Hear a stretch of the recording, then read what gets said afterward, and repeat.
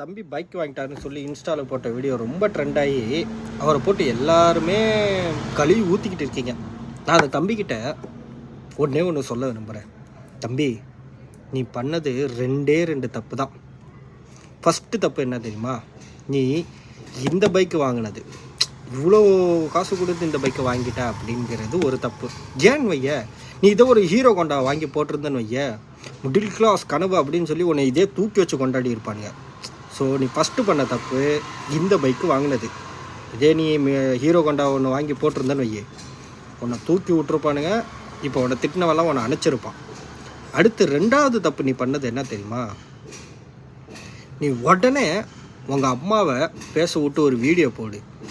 ஏண்டா, நான் உங்கள் யார்கிட்டதாச்சும் வந்து பணம் கேட்டேனா, இல்லை நான் என் நகையை விற்று இப்படி என் பையன் எனக்கு பைக் வாங்கி கூட அடம் பிடிக்கிறான்னு சொன்னேனா அப்படின்னு சொல்லி உங்கள் அம்மாவை பேச விட்டு ஒரு வீடியோ போடு.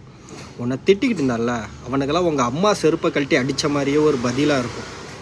இதான் நீ பண்ண ரெண்டாவது தப்பு. இந்த ரெண்டாவது தப்பை நீ பண்ணாத. இப்போ கூட நீ அந்த தப்பை சரி பண்ணிடலாம்.